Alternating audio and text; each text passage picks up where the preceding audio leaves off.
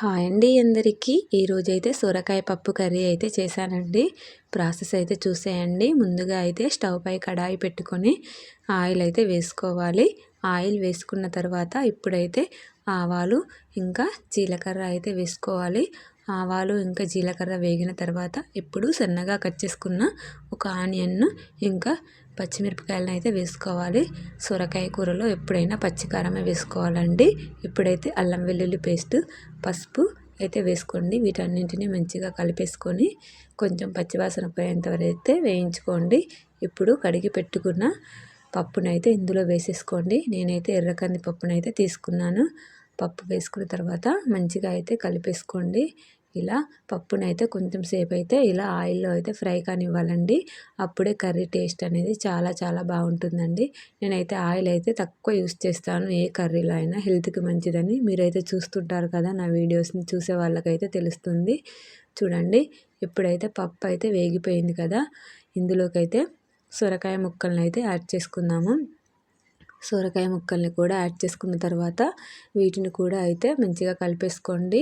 కింద నుంచి పై వరకు ఇలా పప్పు అంతా సొరకాయ ముక్కలతో కలిసిపోయే విధంగా ఇలా కలుపుకున్న తర్వాత మూత పెట్టేసుకొని అయితే దీన్ని అయితే మగ్గనివ్వాలండి.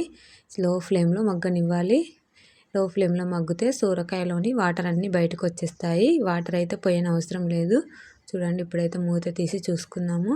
చూడండి, సొరకాయ అయితే ఇలా ఉడికిపోతుందో. మనం వాటర్ అయితే ఏం యాడ్ చేయలేదు కదా. ఇప్పుడైతే కొంచెం సాల్ట్ అయితే యాడ్ చేసుకోవాలి. సాల్ట్ యాడ్ చేసుకున్న తర్వాత మళ్ళీ ఒక్కసారి అయితే కలిపేసుకోవాలి. ఇలా సాల్ట్ యాడ్ చేసుకోవడం వల్ల ఇంకా సొరకాయల నుంచి అయితే వాటర్ అయితే బయటకు వస్తాయి. అందుకే ఇలా సాల్ట్ యాడ్ చేసుకొని మళ్ళీ మూత పెట్టుకొని అయితే ఉడకనించాము. ఇప్పుడు మళ్ళీ ఒకసారి అయితే మూత తీసుకొని అయితే కలిపేసుకోండి. చూడండి, పప్పు అయితే ఆల్మోస్ట్ ఉడికిపోయింది. ఇంకా కొంచెం అయితే పలుకులు పలుకులుగా కనిపిస్తుంది, అంతే కదా. వాటర్ అయితే అసలు ఏం యాడ్ చేయలేదు నేను. ఈ సొరకాయల నుంచి వచ్చే వాటర్ తోటే పప్పు అంతా ఉడికిపోతుంది. మళ్ళీ ఒక్కసారి అయితే మూత పెట్టుకొని 2 నిమిషాలు అయితే మగ్గనివ్వండి. ఇప్పుడైతే మూత తీసేసుకుని చూద్దాము. ఇలా లో ఫ్లేమ్లో చేసుకుంటే ఏ కర్రీ అయినా చాలా టేస్టీగా ఉంటుందండి. ఇప్పుడైతే ఒకటి కట్ చేసుకున్న టమాటాని అయితే యాడ్ చేసుకోండి. టమాటాను కూడా యాడ్ చేసుకున్న తర్వాత మళ్ళీ ఒకసారి అయితే మూత పెట్టుకొని ఈ టమాటాని అయితే మెత్తబడనివ్వాలి. కొంచెం టమాటా మెత్తబడిన తర్వాత చూడండి, ఇంకా వాటర్ అయితే ఎలా బయటికి వచ్చాయో. నేనైతే అసలు వాటర్ అయితే అసలు యాడ్ చేయలేదండి. ఇంకా కొంచెం సాల్ట్ అయితే యాడ్ చేశాను, ఎందుకంటే అప్పుడు తక్కువ వేసుకున్నాను, అందుకే వాటర్ అయితే ఇలా వచ్చాయండి. అంతే అండి, చాలా సింపుల్ కర్రీ.